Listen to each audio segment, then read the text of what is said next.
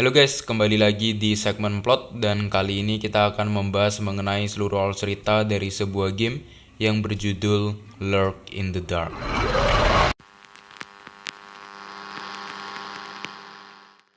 Sebelumnya, terima kasih dulu kepada Johnny yang sudah merequest untuk pembahasan plot kali ini. Nah, Lurk in the Dark sendiri adalah sebuah game horor yang digarap oleh developer indie asal Jepang bernama Idea Fruition. Game ini juga dirilis pada tanggal 8 November tahun 2019 yang lalu.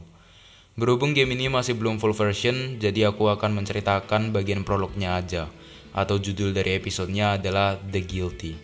Secara keseluruhan, prolog dari game ini akan mengisahkan tentang penyelidikan terhadap sebuah laporan atas kasus pembunuhan yang terjadi di sebuah mansion milik John Ruggles. Karena John Ruggles sendiri tidak bisa dihubungi oleh para polisi, maka 7 polisi ditugaskan untuk menginvestigasi apa yang sebenarnya terjadi di mansion itu. Ketujuh polisi itu terdiri dari Rick, Alex, Olivia, James, Marcus, Billy, dan Abigail. Nah, Marcus atau nama panjangnya adalah Marcus Brown adalah karakter utama yang akan kalian gunakan dalam episode The Guilty. Jadi langsung aja ya kita masuk ke dalam pembahasannya. Kisah dimulai pada pukul 8.46 malam di mansion John Ruggles. Saat itu, Marcus ditugaskan untuk melakukan investigasi ke ruangan aneks.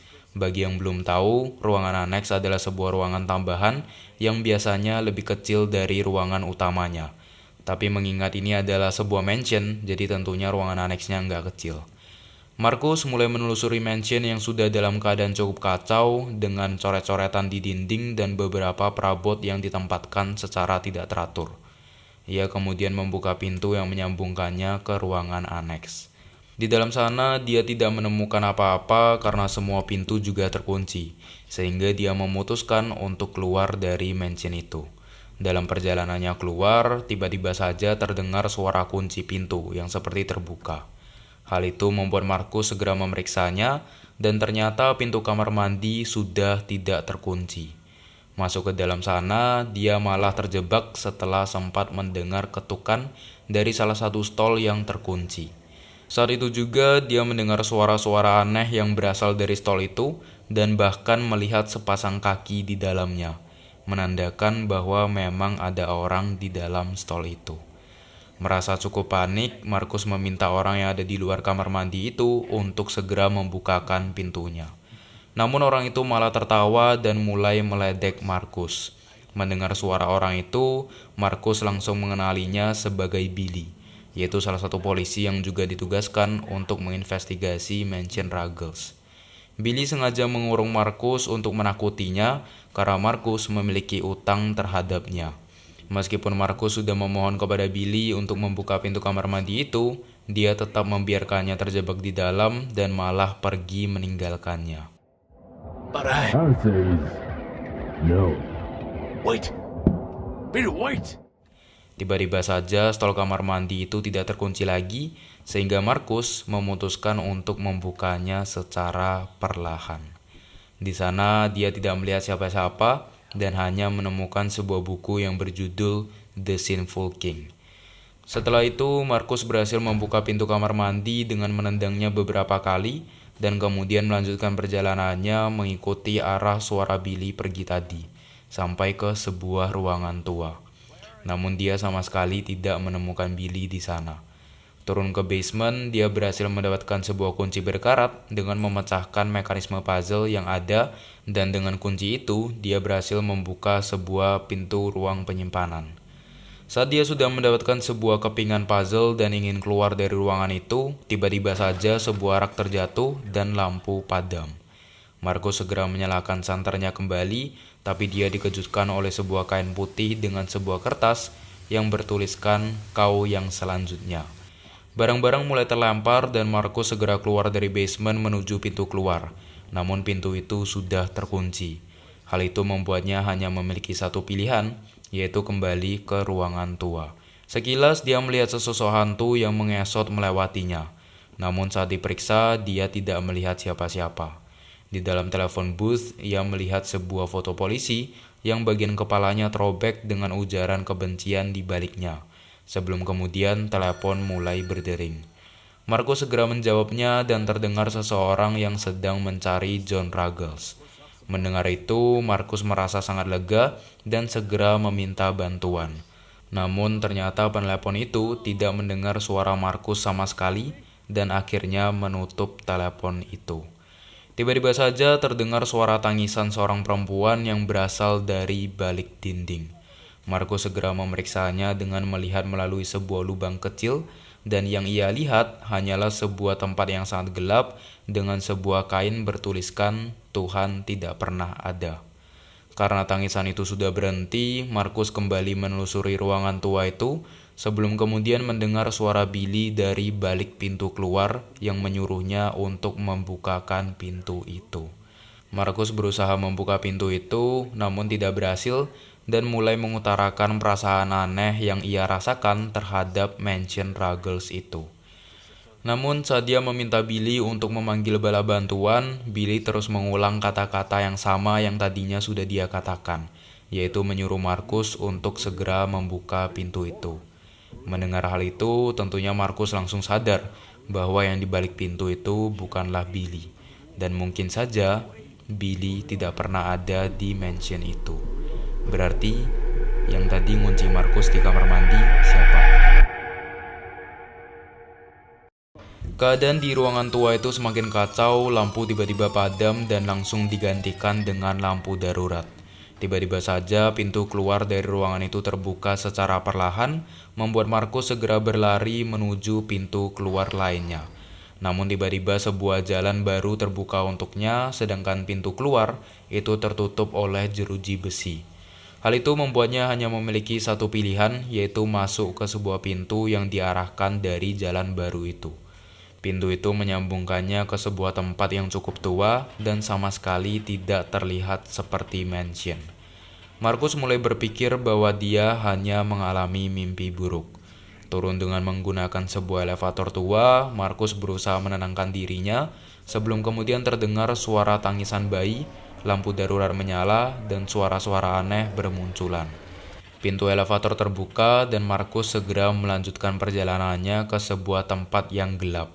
Di sana dia dipindahkan ke sebuah lorong mengerikan dengan pintu-pintu di sisi kanan kiri yang bertuliskan kata-kata negatif seperti penyesalan, amarah, impuls, kepuasan, dan yang lainnya.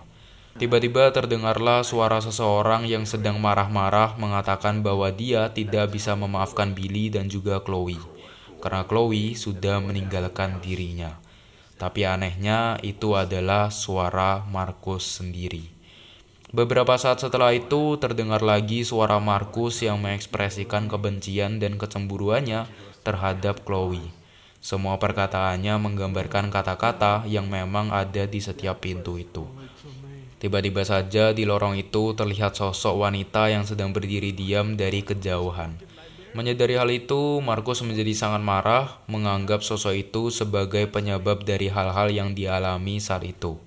Tapi tiba-tiba lampu darurat mulai pecah, membuat lorong itu menjadi sangat-sangat gelap.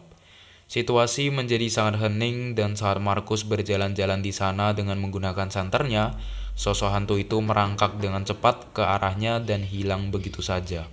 Tiba-tiba saja tembok di depannya hancur, menyambungkannya ke sebuah tempat dengan jeruji besi di sekelilingnya.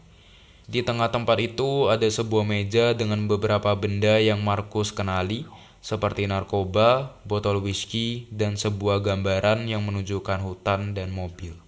Ketiga benda itu mengingatkannya kembali ke masa lalunya. Saat Chloe pergi meninggalkannya, yaitu adalah istri dari Markus, Markus kehilangan kendali atas dirinya. Dia berusaha untuk melupakan segalanya. Markus sendiri adalah seseorang yang sangat mencintai Chloe, dan dia selalu memberikan kado saat ulang tahun Chloe dan saat ulang tahun pernikahan mereka berdua. Bukan hanya itu, dia juga membantu Chloe dalam menyelesaikan pekerjaan rumahnya. Bahkan saat mereka bertengkar, Markuslah orang yang selalu meminta maaf duluan. Namun Markus menganggap Chloe telah mengkhianatinya karena meninggalkan dirinya setelah semua yang sudah dia lakukan.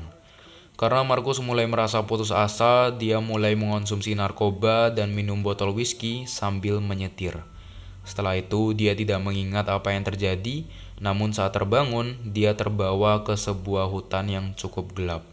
Di sana dia menenangkan dirinya dan merasa bahwa hidupnya sudah tidak berarti. Bahkan dia juga merasa bahwa dia bukanlah seorang polisi, melainkan hanyalah orang biasa yang terbuang. Setelah mengingat semua itu, Markus mulai merasa bahwa dia telah menyakiti Chloe dan mulai meminta ampun padanya. Seketika terdengarlah sebuah suara yang cukup keras, dan beberapa saat setelah itu, hantu Chloe datang membuatnya jatuh tak sadarkan diri. Saat tersadar, Markus mendengar samar-samar suara perempuan yang mengatakan bahwa dia belum ingin membunuh Markus karena mereka masih ingin bermain bersama.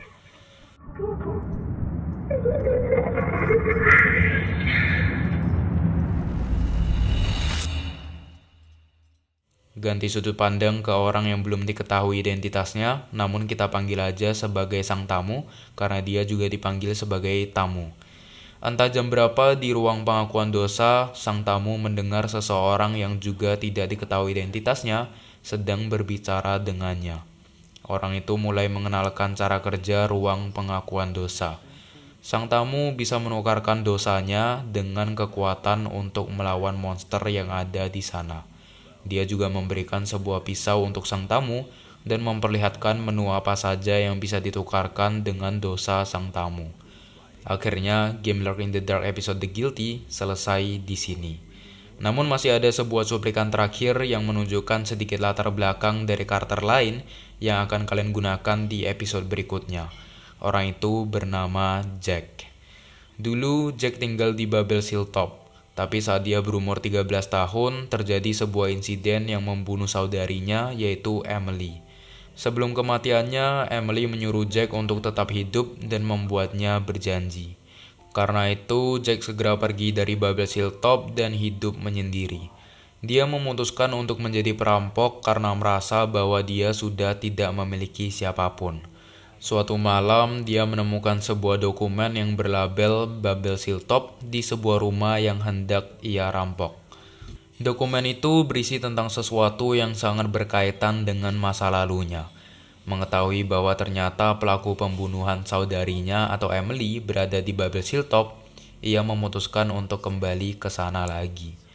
Tujuan Jack untuk kembali ke sana adalah ingin membalas dendam terhadap kematian saudarinya, sebelum kemudian berencana untuk bunuh diri agar dia bisa bertemu dengan Emily. Jadi itulah keseluruhan alur cerita dari Lurk in the Dark episode The Guilty, dan seperti judulnya, memang kisah dari episode pertama ini menceritakan mengenai rasa bersalah yang dialami oleh Markus Brown terhadap kepergian istrinya, yaitu Chloe. Entah apa yang sudah dia lakukan, tapi Chloe akhirnya pergi dan menghantuinya di sebuah mansion.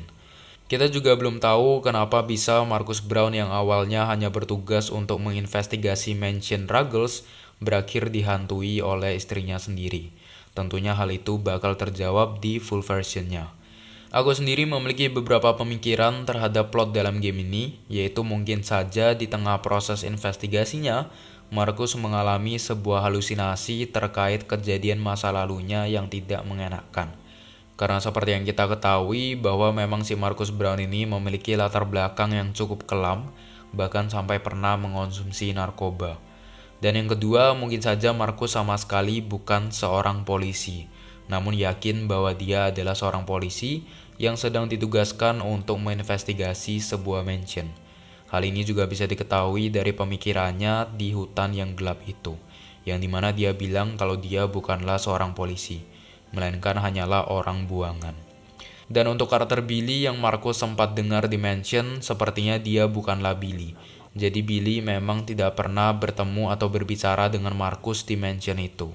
Itu hanyalah halusinasi Markus karena dia memiliki utang terhadapnya di dunia nyata. Jadi bisa disimpulkan ya bahwa memang keadaan Markus Brown ini semakin buruk sejak dia kehilangan istrinya. Nah, itu adalah sedikit pemikiranku tentang plot dari game Lurk in the Dark. Silakan kalau kalian punya pemikiran lainnya, langsung aja tulis di kolom komentar di bawah. Karena aku juga ingin tahu apa yang sebenarnya kalian pikirkan tentang plot dari Lurk in the Dark ini. Itulah seluruh pembahasan dari game Lurk in the Dark yang menurutku sendiri game ini cukup menarik untuk dimainkan. karena dari segi puzzle, naratif, dan tingkat horornya itu cukup seimbang. Puzzle dari game ini juga bisa dibilang tidak terlalu susah, sedangkan untuk naratif yang diangkat cukup mendalam, yaitu tentang masa lalu seseorang. Hanya saja kita masih belum bisa memberikan review penuh untuk segi plotnya, karena masih prolog aja, dan belum ada twist sama sekali. Tapi kalau dari prolognya sendiri, menurutku revealing scene-nya terlalu biasa karena akhir-akhirnya hanya diceritakan secara blak-blakan oleh sang tokoh utama. Nah, untuk tingkat horornya sendiri sudah di atas rata-rata menurutku, karena aku juga sempat merinding di beberapa bagian dalam game ini. Terutama di bagian si Billy yang selalu mengulang kata-katanya di balik pintu itu. Billy? Yeah, it's me. Hurry up. Hey, Marcus, hurry up. No. Marcus, please open the door. No. Hurry up. Marcus. Sebenarnya cara itu udah dipakai di sebuah film horor, tapi aku juga lupa itu judul film horornya apa. Tapi memang waktu aku nonton di pas scene itu benar-benar juga merinding. Nah, yang kita tahu secara pasti adalah nantinya game ini akan menawarkan kalian gameplay yang berpindah-pindah dari satu karakter ke karakter lainnya, bukan hanya dari sudut pandang polisi, tapi juga dari sudut pandang lainnya, yaitu pencuri. Untuk ruang pengakuan dosa sendiri, sepertinya itu adalah tempat untuk upgrade ability dari karakter yang nantinya akan kalian gunakan. Untuk mata uangnya sendiri adalah sin atau dosa, di mana sin ini bisa ditukarkan untuk mendapatkan kemampuan-kemampuan itu. Jadi mungkin nantinya game ini akan memberikan elemen combat juga, yang menurutku juga cukup disayangkan jika ada. Karena menurutku di bagian prolog yang tanpa combat itu udah benar-benar pas banget tingkat kehororannya. Tapi jika memang digarap dengan cukup baik oleh si Idea Fruition, tentunya bagian combat itu bisa menjadi elemen utama untuk menyalurkan tingkat horor dari game ini. Semoga aja bisa kayak gitu. Kita tunggu aja, katanya episode 2-nya akan rilis antara tahun 2021 sampai tahun 2022, dan untuk full versionnya pada tahun 2024 dengan total playtime sekitar 10 jam. Jadi lumayan panjang ya.